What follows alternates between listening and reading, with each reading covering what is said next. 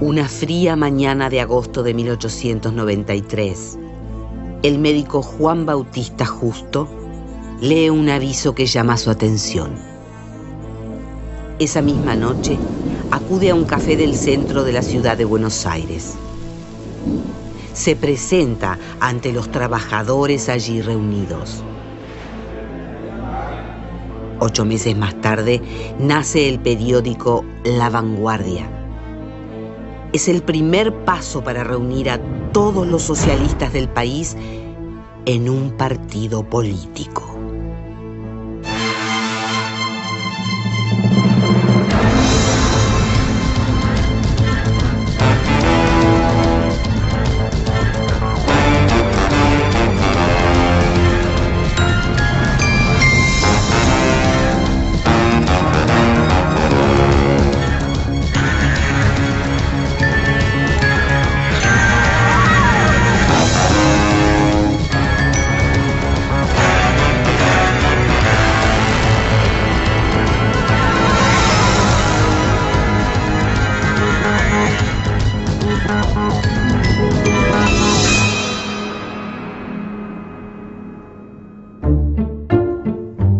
Hacia fines del siglo XIX, se consolida en Argentina el modelo agroexportador.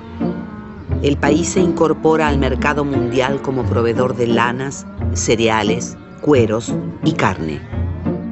Las ciudades crecen y algunas industrias comienzan a desarrollarse para abastecer el mercado interno. Miles de inmigrantes llegan desde Europa buscando trabajo. Se transforman en la mano de obra barata que el sistema necesita. Además de sus anhelos, los inmigrantes traen sus ideas políticas. Muchos son anarquistas. Niegan la autoridad y creen que el Estado tiene que ser abolido.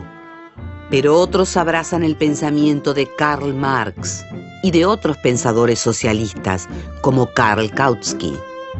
Comienzan a reunirse en clubes, bibliotecas, sociedades de fomento y organizaciones gremiales. El Club Vorwärts reúne a los socialistas alemanes, L'Ego a los franceses e Il Fallo dei Lavoratori a los italianos. Sus ideas coinciden con las de muchos estudiantes e intelectuales, quienes crean sus propias agrupaciones. Están dispersos, pero tienen el mismo deseo: acabar con el capitalismo y crear un Estado más justo, un Estado socialista. El socialismo era como una cosa un tanto extraña en la vida argentina, ¿no? Esta organización gremial, eso era desconocido, hasta que lo trajeron estos hombres que venían con una formación ideológica. Casi todos los que venían echados de sus países, expulsados. Entonces ellos todos venían con ideas, con ideología. Acá nada de eso no existía, prácticamente nada. Entonces ellos son verdaderamente los gestores, los iniciadores, ¿no? El 2 de agosto de 1893, un pequeño grupo de trabajadores socialistas se reúne en el Café Francés, en el centro de la ciudad de Buenos Aires. Alrededor de 2 mesas, un tonelero, un carpintero catalán, un tipógrafo alemán y uno español discuten animadamente. Al encuentro se suma Juan Bautista Justo. Los presentes deciden editar un periódico para difundir sus ideas y lograr reunir a las agrupaciones socialistas dispersas. El 7 de abril de 1894 sale de la imprenta el primer número de La Vanguardia. Desde la portada se define como defensor de la clase obrera.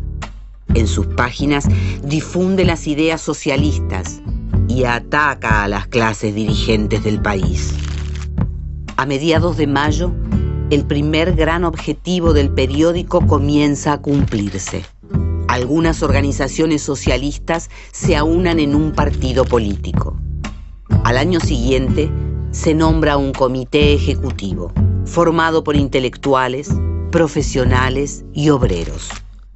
Juntos, comienzan a adaptar sus ideas internacionales a las particularidades del país y adoptan el nombre de Partido Socialista Obrero Argentino.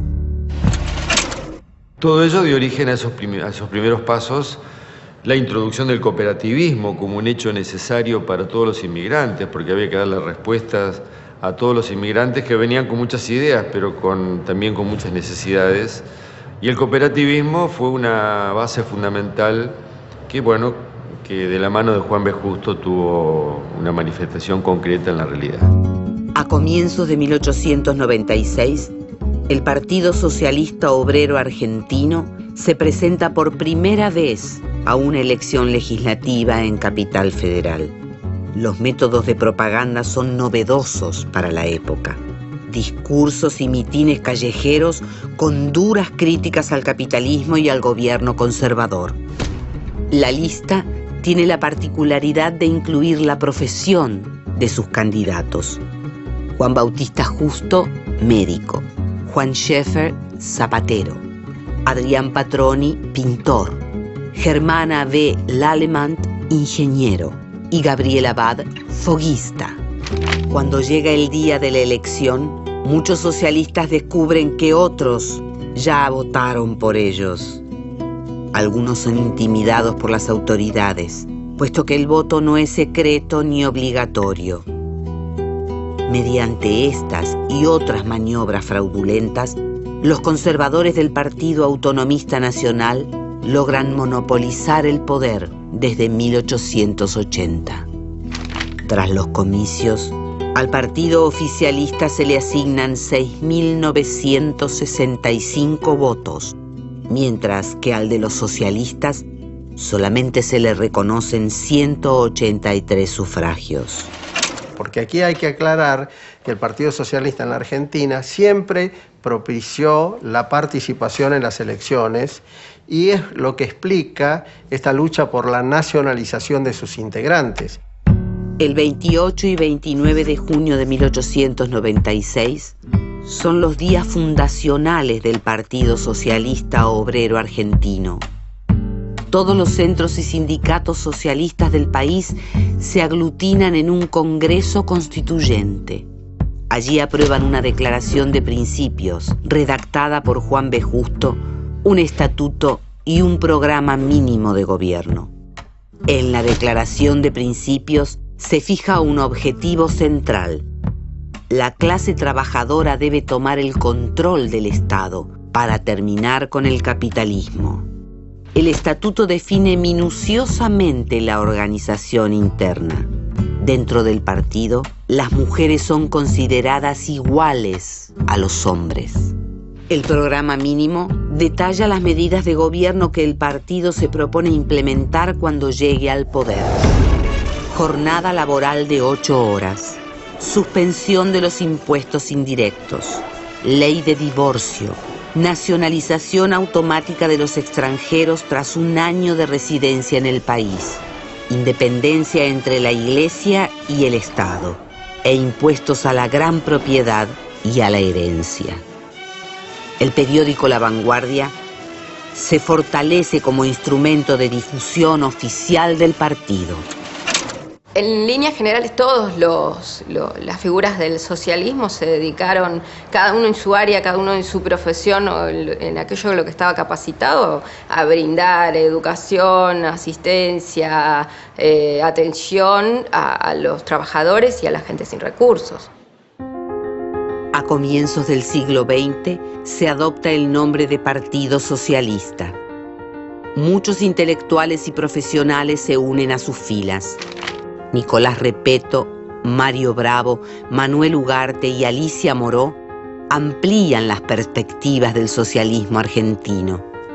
Ellos encuentran en el flamante partido una alternativa superadora de la política criolla, representada por caudillos. Los trabajadores avanzan en la organización de sindicatos que luchan por conseguir mejoras.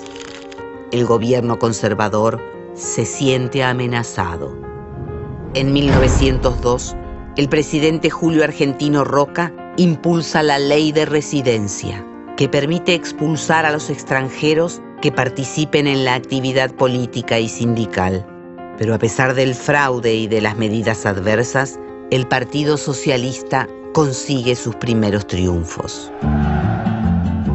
Cuando se acercan las elecciones legislativas de 1904, un socialista realiza una campaña intensa y original en el barrio de La Boca.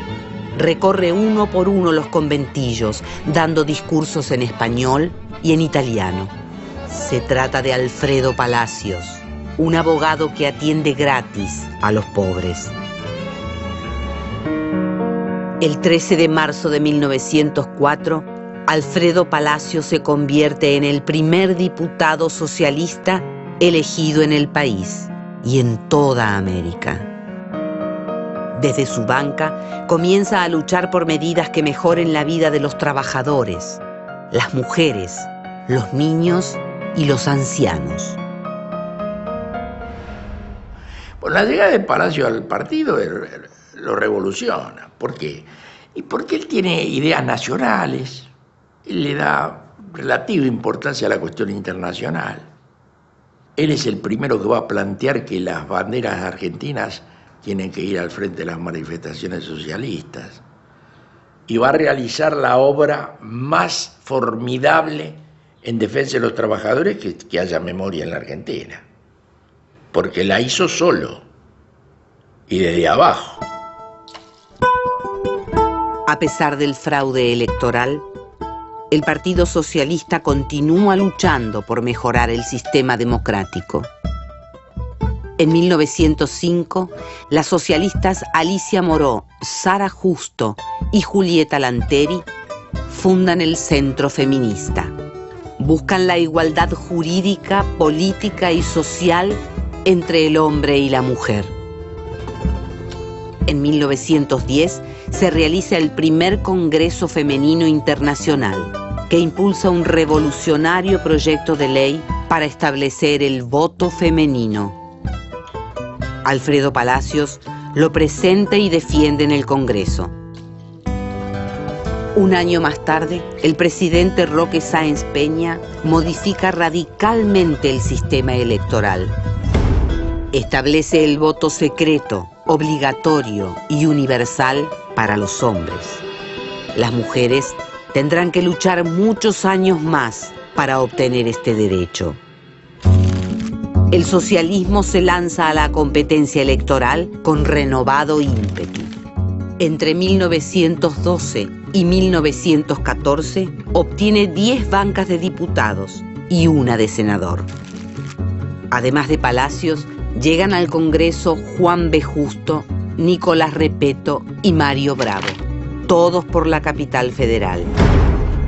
Sin embargo, en el resto del país, el socialismo aún es débil. En las elecciones presidenciales de 1916, la fórmula Juan B. Justo-Nicolás Repetto apenas obtiene el 7% de los votos.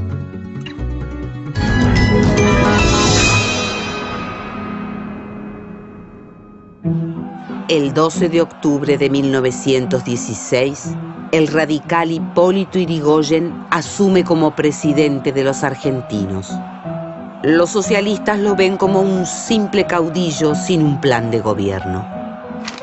Juan B. Justo y la dirigencia del partido atribuyen el fracaso electoral a la política criolla, predominante en las provincias. Aunque parezca una paradoja, comienzan a apoyar el avance del capitalismo, que hará madurar a los obreros de todo el país, equiparándolos a los de la civilizada capital federal. Solo entonces caerá la atrasada política criolla. Pero dentro del partido, un grupo decididamente marxista se opone a la dirigencia. Temen que con la participación electoral, los trabajadores olviden que el objetivo de la lucha es acabar con el capitalismo mediante una revolución. El 28 de julio de 1914 estalla la Primera Guerra Mundial. El conflicto bélico profundiza las diferencias entre los socialistas. Mientras la dirigencia